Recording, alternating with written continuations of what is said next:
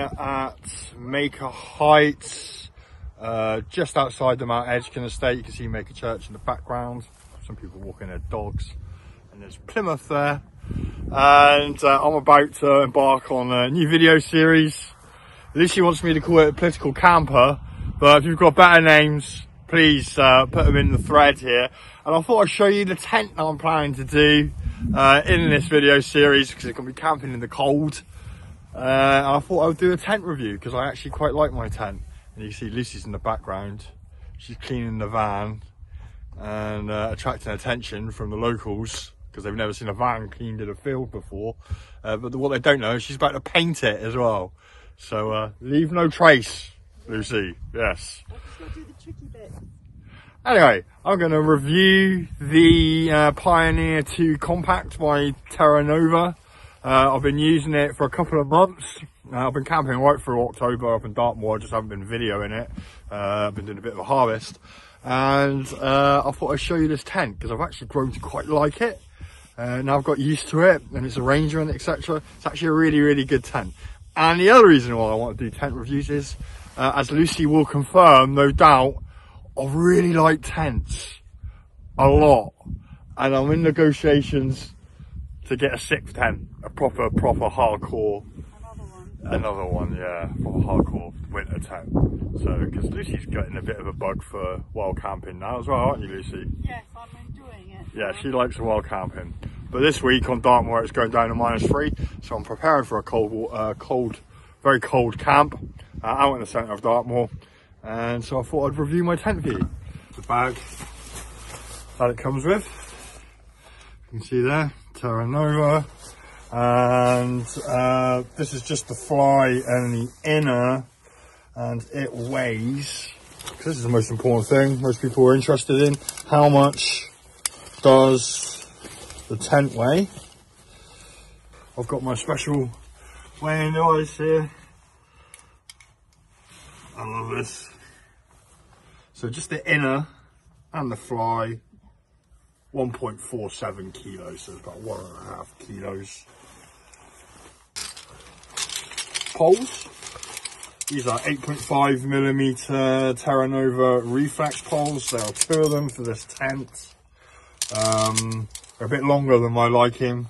I find when I stick them in the side pocket, they're sticking out a bit, and I'd rather, like the Zephyros 2 that I've got, they've got another fold in them so you can pack them down really small. But anyway, so these poles weigh 400 grams, 0.4 kilos. So excluding pegs, 1.87 kilos. And it's rated 3.5 seasons, 4 seasons on the Terra Nova website. I think it'll be good for almost all conditions in the UK. Only the extremest winds, you know, if you're out 50-60 mile an hour winds, then you shouldn't be taking this tent, obviously. We should be taking a tent that I want, Lucy, shouldn't we? If we want to go out in 50-60 mile an hour winds, we need a better tent, don't we? But, there we go, she agrees with me. And I also, because you can get this as a bundle for £350 on the Terra Nova website, and I think this is, I was a bit unhappy with the tent at first, but I now think it's really, really good deal. It's a bargain. So the footprint, and this is in a dry bag, another 400 grams. So the whole tent, excluding pegs, is about 2.2 kilos. So some people say that's a bit too heavy, but I think it's okay. Now I have my own peg set, so I thought I'd show you because I love my peg set. Only somebody who fantasises about tents would get excited about a peg set. And the pegs that come with this particular tent, the Pioneer 2, are these. And these are called Terra Firma. They are about 8 inches and 9 inches long. I think they weigh 16 grams each, and you get 17 of these good pegs. They've made it into my peg collection. And I have a variety of pegs here.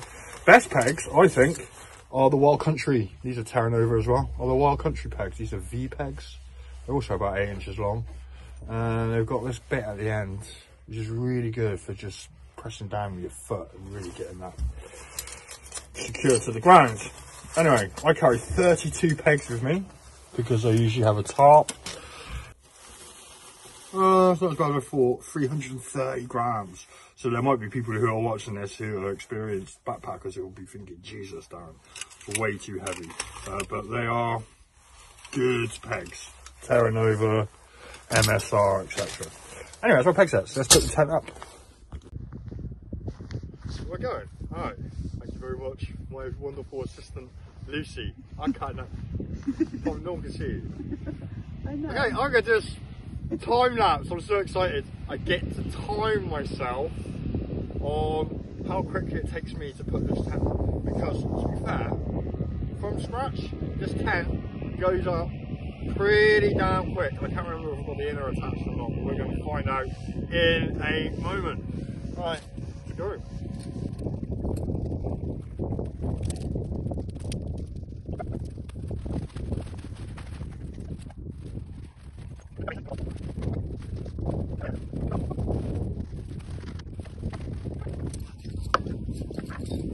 And as you can see, it is completely freestanding, so it's easy to move around after you put it up.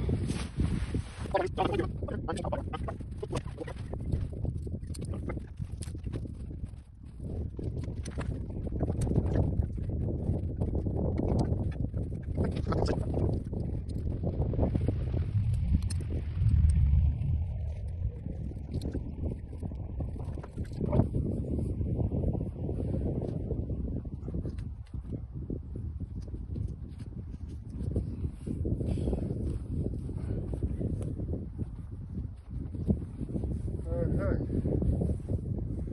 I'm not going to bother with the guys. So that took me about 7 minutes to get the main body of the tent up, and 10 minutes to get it up. I'll spend another half a minute or so just to keep working out the guy lines. I was actually interested just to put some weight on it to see how strong the tent is with these 8.5mm reflex poles, and actually it was surprisingly strong, because you can put here in the center here underneath the rain cover there are air vents under here. These clip down here, you can pull them quite tight.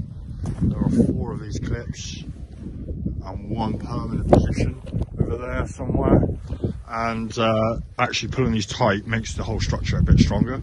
But you can see if I push down on these, I'm pushing down, and there's not much give there. I can take quite a lot of weight there. It'd be good if it's snowing. Here though, you can see that bends a lot, and again, this would not stand up to strong winds. I wouldn't want to go in anything over 40 miles an hour in this tent. The fly goes very low to the ground. You can see on flat ground, this is pretty good. You don't get a breeze coming through. It's got 4 guiding points. And this clip here, look, I would add in strong winds, add another guy line or even 2 here coming out just to support this. Maybe see if I'd attach one maybe a bit higher up even to stop this from bowing. And you can also look, you can wrap the guy lines around the pole. So, but yeah, the fly is pretty decent. It's pretty decent. And you can alter how this is set up to give 1 or 2 vents. With both those vents open, the last time I took this tent out, I had 0 condensation inside the fly. So it got patched straight away, put in my cupboard. I didn't have to dry it out, which was amazing. But that's normally not the case, and it does, that fabric does pick up some water overnight, particularly when it's colder. In total, 17 pegs I used. Okay, and that's for all the peg out points, including these that are like mid panel. So it has 4 of them, 2 of them either side. And that one's not pegged out because it's a door which I'm going in. But that just helps, especially on the vestibule side, because the tent's only got 1 vestibule, helps increase the size of it dramatically, as well as making the tent a bit more stable. Another really good feature is simple things that people who go camping like, are these clips on the bottom of the door. You can see here the door. I don't know what type of zips these are, but I don't really have too many problems. I also have the zip here that just opens down from the bottom, so that increases ventilation options. And I also quite like to just get out through here, so you can leave the whole fly zipped up. Got some storm flaps, fairly decent. But yeah, this clips on there. You can reach it quite easily from sitting up inside, depending on which end you're lying at. So yeah, good little feature. However, you do need to pull this down a bit, as tight as you can, to give yourself this bit of roof, especially in the mornings when you open up the tent. You can get a bit of water on inside the inner, which is a problem, design flaw. So at first I didn't like this vestibule space, didn't think it was very big, but it does have some footbrake coverage which helps with condensation, and actually once you're inside it's not a bad space. This is, we'll call it 46 centimetres by the length of the tent, which is, we'll go the whole length of the fly for good measure, which is 240 centimetres, and it's about 220 centimetres for the inner, which is double zipped. And again, nice, you can do it with one hand, and we've got a stuff pocket inside, so you can just pop the doorway away. And you have inside quite a nice slice. I have actually brought the tent up here today because I need to just clean it out. We've got some feathers. I had a bit of a sleeping bag accident, and I've been doing some modifications on the pockets and stuff. So I'm just going to sweep this out and I'll show you inside. This is the inside of the tent. The fly is 40D, 5,000 millimeters. The inner is 30D, and is also, I think it's 3,000 millimeters HH, and the floor is 70D, and you can feel it. It's really good quality. You can feel that this is waterproof. 10,000 millimeters. You're never going to have any water coming in. Bathtub extends 5 or 6 centimeters. But then you've got this 30D material, which is not only waterproof, but it goes up a couple of feet and will protect drafts. So although this isn't a full-on 4-season tent, it's pretty much built like it. You can put the fly up first, then the inner, which is what I've started doing. I think that's the best practice. It's 216 long, 93 wide at the ends, and about 135-ish, maybe a bit more centimeters wide here in the middle. And you can see I've got this foam mat down. So it's just got delivered. Yeah, I love my camping stuff. This is to protect my new sleeping mat, winter sleeping mat. And this is an X-Bed foam mat, but it's long and wide. And you can see there's still probably 10, 15 centimeters at each end. Look over here, you can see actually we've got loads of room. You can get this all pegged out nice and properly. You've got loads of room for your backpack and all your other effects that you might want in here. Yeah, so that's great. And obviously you keep all your cooking stuff out here in the vestibule. Now I'm doing some mods because it's not perfect, this tent. This pocket, got a pocket here which you can put the door in, great, and it will take a little bit of weight, and you can put stuff in here.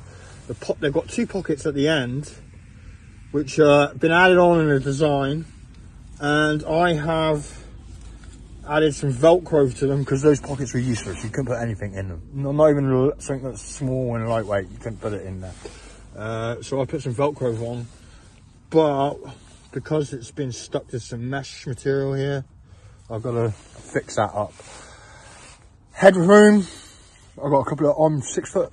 I've got a hat with a bubble on the top. Look.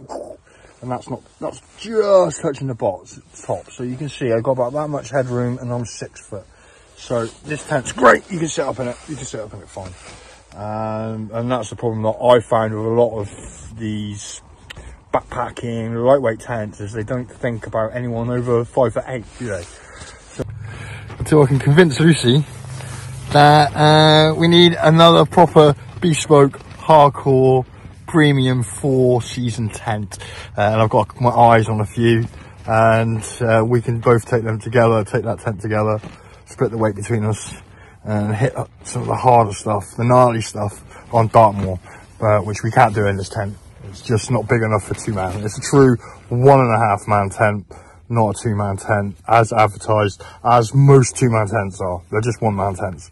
But this tent, you're looking for a tent where you want somewhere you can escape from when the globalists come for us all, demanding that we have a vaccine passport or digital ID. This might be a good little tent to take. Nice and light, easy to put up quickly, and will protect you from the elements. And it's basically 4 seasons for the UK. It'll do all the seasons, as I'm going to find out.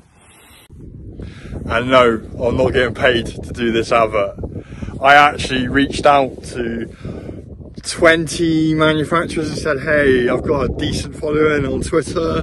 I want to change what I do on my Twitter account. I don't want to be talking about the same old crap all the time. And I got hardly anyone came back, but the ones that did said they don't want to advertise on X, Twitter, because of the hate and misinformation. This is American brands. So no, I'm not getting paid to market this tent for anybody. I'd love Terra to say, here, have a really good tent, go out and test it for us, or go out and Dartmoor on Yes Tour, the highest point, and test it for them properly if they want me to. Yeah, there's no wild camping community as such like there is on YouTube, on Twitter.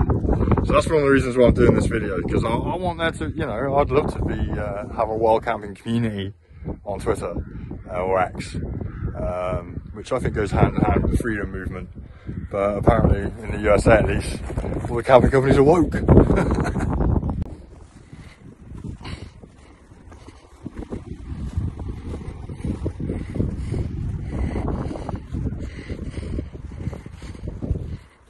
So I highly recommend this tent. It's great value for money, 350 quid, pretty lightweight. Yeah, it's like above average on everything. It's based on the old.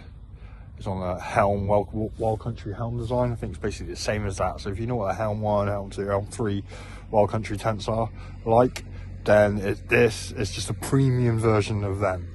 And that tent has a heck of a reputation. So yeah, that's my first tent review. And Lucy is just about finished doing whatever it is that she's doing with her car. And we're going to finish our coffees off and head home. So I'll be taking this tent out very soon. Over and out.